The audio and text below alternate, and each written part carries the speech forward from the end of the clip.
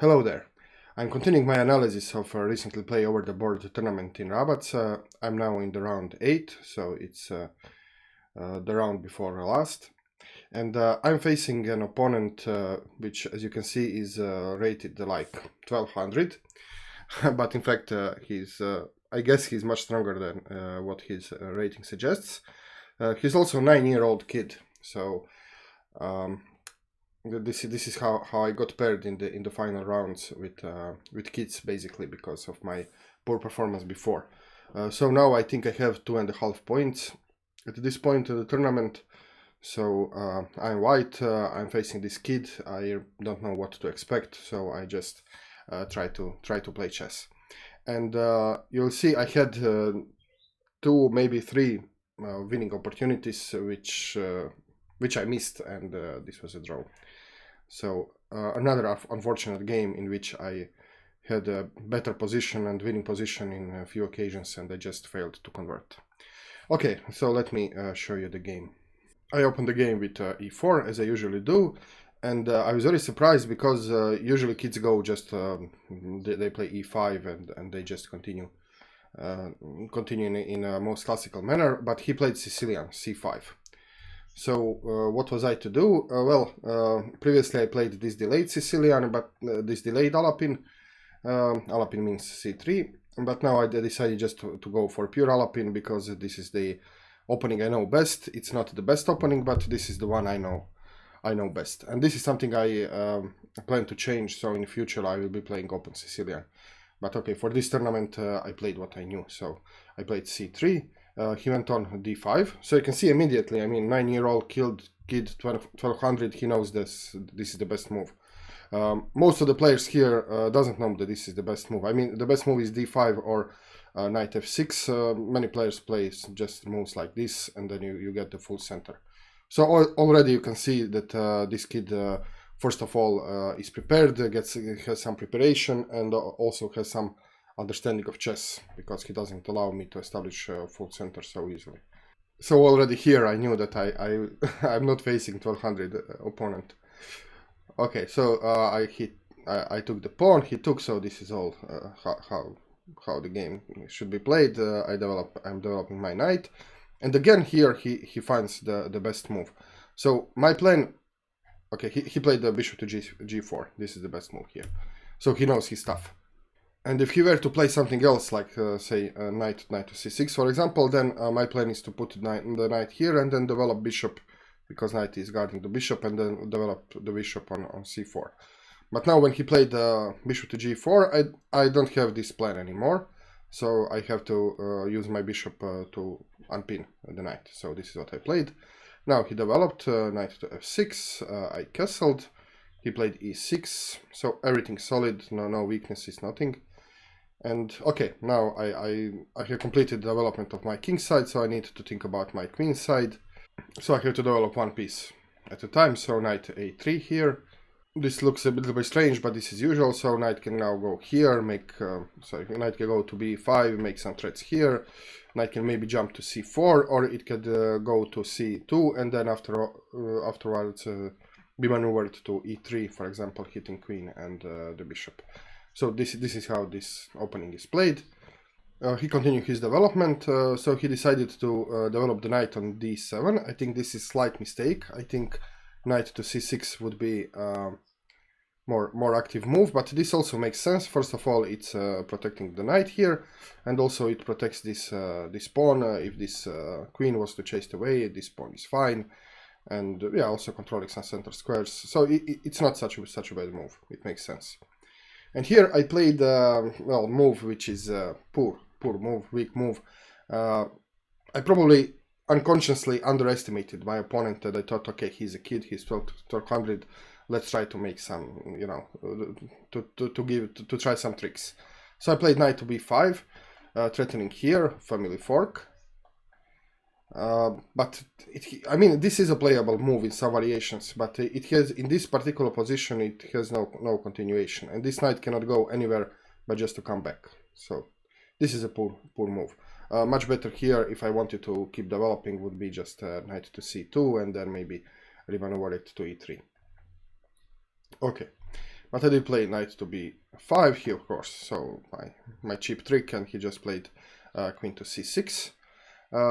Okay, I thought now it's time maybe to gain some space, so it's not completely wasteful move, so I didn't retreat right away, but I play a4, now grabbing some space on the queen side. He played a6 to kick me away, and I retreated my knight. So it's not so bad after all, because I have accomplished several things here. So the queen is no longer in the center, I gained some space, my knight is where it used to be, but now I have this pawn here, and yeah, the queen is not here, so maybe this c4 is also available. So I did gain something from all this. Okay, he continued development, so bishop to d6, and now in this Alapin c3 you need to constantly try to play d4. So you need to be very careful to seize the opportunity, because usually your opponent will not give you many opportunities to play d4. And then if you have to play d3, it's a set position, your bishop is locked. You saw this maybe in the first round, if you remember. I got this position with the pawn on d3. Then no, it's not a nice, pleasant position to have. So this was my opportunity. So I wanted to play d4, but not. I mean, you can always play d4, but you will end up with the isolated pawn. So I didn't want this. So I played d4 now, thinking that okay, if he takes, I can just recapture with the knight, for example, and I'll be fine. Okay, my opponent played rook to d8 now, so aligning his rook with the queen. So you can see that he knows how to play chess. It's obvious. So all his moves make sense. So this is align your rook with the queen. So it's very good chess, not something you would expect from the 1200 player. You would expect him to blunder the piece in every other move. Okay, nevertheless, I played queen to c2 here, so I wanted to step away with my queen. This is always, if you watch the master games, this is what masters always do. They don't like this. They step away with the queen as soon as possible. Although it looks like 1, 2, 3 pieces are in place, this is very easily exploited. It's very easy to move these pieces away and then have some tactics with the discovered attack on the queen. So it's the best thing just to step away. Okay, he played queen to c7 here. Now threatening this.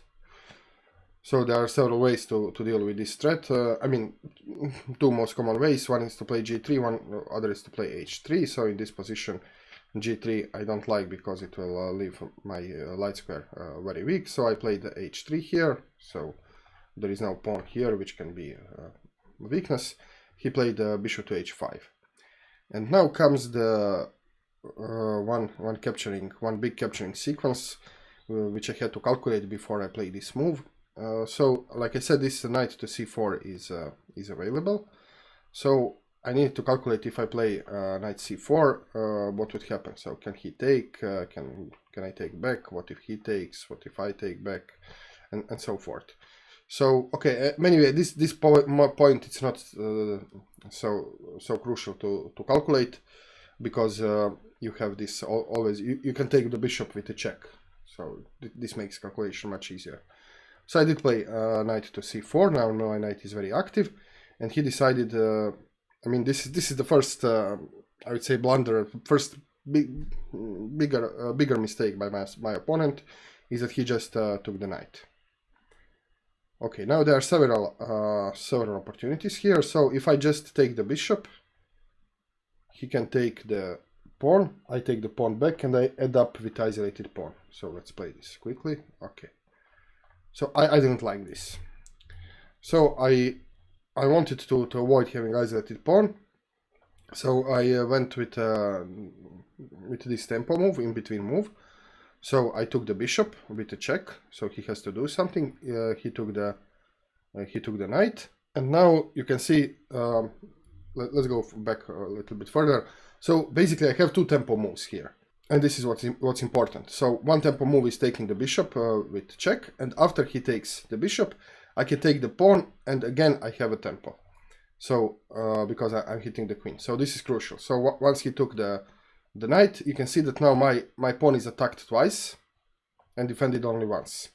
So if I was here to take the bishop, let's say take it, he can just take the pawn, and he won a pawn. So this was the crucial thing to notice two moves ago, that I have this with tempo. So this is why I took the pawn, and now I was expecting that he will well, just take the pawn, and I can take the bishop, and the game goes on. But here he found one useful in-between move, which I didn't see, and I even panicked a little bit, because you know, whenever the opponent plays in-between move, you don't see, the natural reaction is to panic immediately. So he played bishop to e4. So again, I have to comment, this is a 1200 player. I mean, he calculates these long lines, captures, recaptures, long tactical sequences perfectly. And he even finds in-between moves which slightly improves his position. So if he was to take, I have this strong bishop. And he doesn't have a bishop anymore. So he managed to find this cute in-between move, just to keep my bishop more passive. So the only thing I can do is, well, to take the bishop, otherwise I will be a piece down. He took the queen, I took the knight, and he took back. So you can see this is a long sequence which he calculated perfectly, even with in-between moves. So there are many things here, in-between moves, tempo on queen from both sides, tempo with check. I mean, so many things, and he just easily calculated all this. So this is, yeah, these are the opponents we faced on this tournament. Okay, it's my turn now, so I wanted to develop my last piece, so I played the bishop to f4. He played e5 here, which also I didn't see. So yeah, one of the questions in my algorithm, if you watch my video about thinking process, so one of the questions is, can my piece be captured or harassed? So if I want to play bishop to f4, I should be asking myself two questions. So I didn't do this, obviously, because if I did, I would see that, yes, my bishop can be harassed. So this is why this move is not good, because it's giving him tempo. And of course he saw this immediately. He played e5, so establishing pawn in the center with the tempo on the bishop. So I have to go back with my bishop, my mistake. Okay, now he castled. I brought my rook on the open file, and he played the knight b6. And here I had first, this is the first missed opportunity. I could have, well, play some good moves here, and I will be in the better position and even most likely win some material. So my concern was here that he will play knight to c4. So I played b3 to stop knight to c4. Okay, but let's see what was better here. So better move here would be to go on and play first of all bishop g5, so hitting the rook, and after he blocks, then I can come back to bishop e3, hitting the knight. And this is what I saw. But then I thought that he can play here knight to c4, hitting my bishop, and then I mean, what am I to do with this bishop? I can either go back or I can go here or something. But so this is what I saw before in my head, but I didn't see that in this position. I didn't visualize it this very well, so I didn't see that in this position I have bishop to c5. And now bishop c5, black is losing the piece, because if he moves this knight, then this knight falls, and he cannot move this knight because it's pinned. So my next move is, I mean, if he does nothing, I'll just take this knight. This knight is pinned. Anyway, this loses a piece from black. So this is what I didn't see. So in this position, let's just, so the best was attack the rook. He goes here, I come back, hitting the knight. So here, here, here. If the knight attacks, I have this, pinning the knight and attacking the knight twice. So, okay, I didn't see this. And so I played b3. And he went on and played knight to e4, hitting my bishop. I went back with the bishop, and now he brought another knight to d5. So you can see how actively he's playing. I mean, his knights are monsters, both knights in the center. So at this point I was starting to be afraid of these knights. I was thinking, yeah, these knights are so active, and knowing that I'm prone to blunders and to not seeing obvious things, I mean, I have troubles seeing all the threats made by one knight, let alone by two knights. So at this point I decided, yeah, I have to exchange one knight for the bishop. I just cannot keep all the possibilities in my mind. I mean, these two knights, they can jump around, and I will not be able to track all this in my mind. But first of all, I need to take care of this c3 pawn, which is attacked twice. So I played rook a to c1, and I mean, he jumped further, so knight to f4. So you can see how these knights are annoying.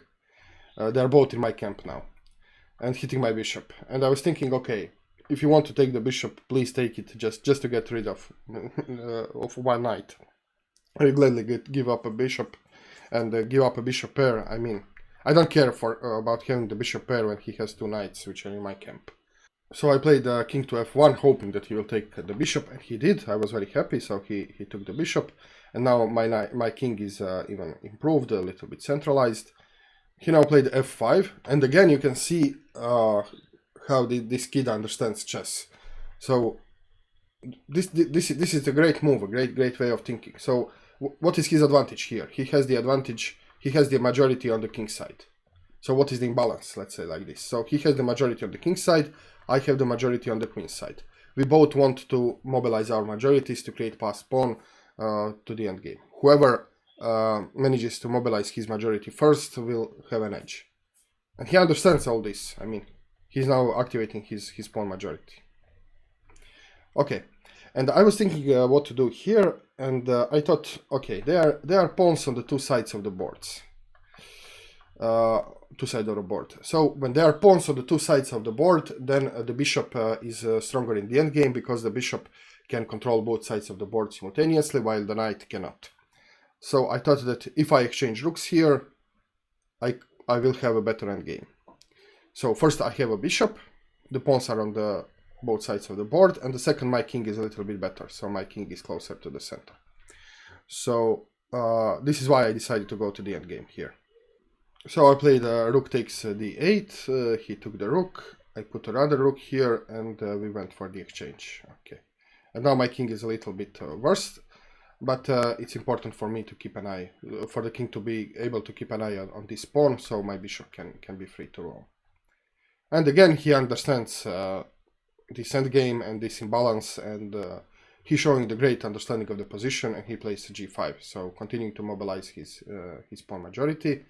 I play f3, trying to kick away the knight, knight to c5, and now, yeah, my knight is hitting the pawns, the knight is hitting the pawns, I cannot move the pawn because the other pawn will fall, so this is why I need my king here, and now, okay, my king is protecting these pawns, and I can think about other stuff. And now he brings his king up, and now I'm the one thinking about how to mobilize my majority, or how to stop counterplay on the queen side. So I played a5. Now this, first of all, this pawn will be, I'll be able to protect it with the bishop if need be, and now this pawn is stopping both of his pawns. And I'm getting ready to go and to continue with my pawn march. He brings the king closer, so he understands it's an endgame. He needs to bring his king in the center. I mean, he knows everything. So I play b4 here, kicking the knight further, knight to d7. I played c4, and here he made the first big losing blunder, which I didn't exploit. So he played b6. And you can pause the video and find the winning move for white here, if you want. Okay, so let me tell you the winning move. The winning move was just to play b5. And now, I mean, if he takes here, I just push the pawn and he cannot stop the pawn. If he takes here, again I take here, and he cannot effectively stop the pawn. I mean, he can try to go here, but then I can just you know, hit it with the bishop, and yeah, he'll have to lose the knight. Okay. What else can he do? Well, the computer says the best defense here is knight to b8, but then I just take the pawn. I'm a pawn up, and yeah, it's a winning game. I'm pawn up, and his knight is stuck here. I just need to chase away the knight with my bishop. You can see that this is dark square. I have dark square bishop, so this is also winning. Okay, and for some reason I don't want. I'm lazy to calculate. I mean, this kind of positions when there are 2 pawns against 2 pawns. I don't like this kind of position because there are many, you know, many opportunities he can take. Then I can push. I mean, if you count all the variations here, they are numerous. So he can take one way or other way. If he takes one way, you can push or take the other way.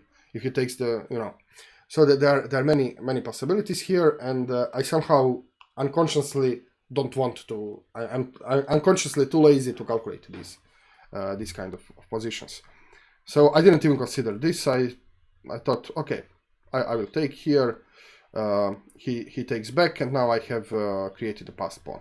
So this is how I was thinking. Great, I will have a passed pawn, and this pawn will be connected. So it's connected passed pawn because it's there is a pawn which can defend it. And I mean, this is not good. This is not bad decision, bad thinking. But if there was no winning opportunity here, then this would be a good way to play. So okay, he take, and I pushed c5, and now you see I have a passed pawn, and this pawn is connected. This is so usually this is a very strong structure to have. So this pawn can march. He has to keep an eye on this pawn constantly, and he cannot attack this pawn because this pawn is protecting it, and also he cannot, for example, take this pawn. Sorry, he cannot take the b4 pawn with the king because then this one escapes. Okay. So the game continued.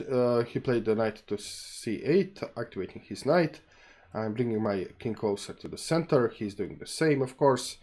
And then I play bishop to d2, trying to, you know, to disturb his pawn structure and try to activate my bishop. So my question here, my problem here is how to activate the bishops. So these 2 pawns are on the dark squares, so my bishop cannot be activated this way.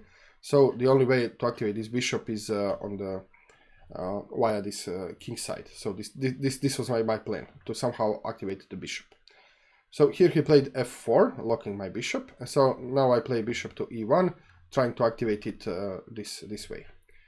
He played knight e7, so he's also activating his pieces. And now I play h4, hoping that if he takes, I will activate my bishop here. Of course, he didn't take, he supported the pawn. So I took, he took. And now I have this move. So again, I'm just looking how to activate my bishop. So I played g3 here. He didn't take and allow me to activate bishop and disconnect his pawns. He's too smart to do this. So he jumped knight to f5 here, making threats of his own and also centralizing the knight. So I took, and now he could take either way. If he takes in this way, for some reason I was hoping that he will take with the g pawn, because if he did, then I can hope one day I can activate my bishop via h4. Okay, but anyway, he played what I thought was the better move, the better option. So e takes f4. So you can see that now these 2 pawns are completely controlling my bishop. So again, I have to think how to activate my bishop. So I played the bishop to f2, and now I have this square to activate the bishop, and he's kind in zugzwang here. I mean, if he moves his king away, then I can improve my king further. Depends where he goes. And if he moves his knight away, I can activate my bishop, centralize my bishop, and he cannot move any of his pawns because he'll just lose them. So this is kind of zugzwang. And yeah, he had to move away his knight, so he played knight to e7, and now finally I played bishop to d4, and now my bishop can come behind his pawns, and this is how you activate the bishop in the endgame, putting the bishop behind the enemy lines. So he continued knight to c6, attacking my bishop and also attacking my pawn. So I had to play bishop to c3 to protect both bishop and the pawn. He played knight to e7, and I went bishop to f6, now hitting the knight and also hitting this pawn. And here he managed to find again a good move, so knight to c6. So he said, okay, if you take my pawn, I will take both of your pawns here. So I had to protect this pawn, and now he played knight to e5, and this was a second big blunder and my second opportunity, which I missed. So if you want to pause the video now and try to find the best move for white. Okay, so I failed to find the best move here. The best move was just to take the knight. And why is that? Well, there are two reasons. The first reason is just general principles. So, like I said before, if you have a bishop, then you want to have the pawns on the both sides of the board, because then your bishop is stronger. So if I go on and just take these two pawns, which I can, so if I take these two pawns, and he takes this pawn, then yes, I did win a pawn, but we no longer have bishops on the both sides of the board. But we no longer have pawns on the both sides of the board. And then if you have the pawns only on one side of the board, the knight is at least equally strong as bishop, or maybe even stronger. And I mean, he can then easily draw the position because he has one pawn, I have two pawns. All he has to do is to exchange one pair of pawns and sacrifice his knight for one of the remaining pawns, and it's a draw. So this is the first reason. The second reason is the particularity of the position. So you can see that this queen side is fixed. He cannot move his pawn, and he cannot go away far away with his king. So he has to stay with his king in this square. He cannot take this pawn with the king, because then this pawn will escape. And I have all the time in the world just to go and well, do whatever I want on this on the king side. So the correct move was bishop takes knight, and after knight king takes bishop, then I can just go on and go here, and he cannot stop me. He cannot stop me because his king always has to be here. So this is what I failed to see. I did calculate this move, but I was calculating how to. I had completely wrong plan, completely wrong ideas. So my calculation was like this: okay, if I take, he takes, and then I didn't calculate this, but I thought, okay, then I have to try to push this pawn, so maybe I can go, you know, here and try to activate my my majority here on the queen side, but at the same time he can do here. Or maybe I'll calculate it like, okay, maybe I can now try this, and he can do this. So who is faster? Am I faster to promote here, to activate my majority here, or is he faster to activate his majority here? So this is what I was calculating, and I saw that this will probably be a draw, or even he will be faster. Yeah. Okay. Anyway, I made a mistake here, and I immediately gave up any chances of winning the game. So I took the G5, he took this pawn, I take this pawn, and now you can see it's very easily for him to draw, because well, all he has to do is to sacrifice the knight for one of the pawns, and it's a draw. Because yeah, the pawns are only on one side of the board. So the game continued. I'll just go quickly. So he's bringing his knight to the action, and no, okay, this was also a bad move. Yeah, I mean, I allowed the king here. I mean, this shouldn't be done. But on the other hand, there were some threats, some forks. So I needed to be very careful here, nevertheless. So yeah, I retreated my king here. He entered with the king, so I played the bishop here. Knight c6 was played. So bishop d2, protecting this pawn. Knight to d4 now.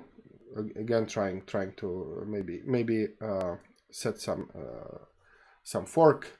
I played the king to a3, which also I think is a mistake from this perspective. So maybe I would have better chances to try to do something else. Maybe chase this knight and then push. I mean, this is all a draw according to the engine, but maybe I could have played more dangerously. This king to a3 is not such a good move. Of course, my hope was to go after this pawn, but it doesn't work. He just played king to b5, and I played bishop c3, and he could very easily draw just by playing knight to e6 and grab this pawn and exchange knight for 2 pawns. So for example, knight to e6, I cannot protect the pawn because my bishop will fall, so I have to play some move, and he can just take, and this is the draw. So this is one opportunity, but he chose more creative way to do it. So he played knight to c6, again showing his ability to calculate. So I play bishop e1, and now he calculated that he can draw it in this well, q2a. So he played knight takes b4, and now he calculated this, and if I take, I did take the knight, and he just played a5. So very creative way to draw. And now, yeah, of course, if I take, he just takes the pawn, and it's a draw.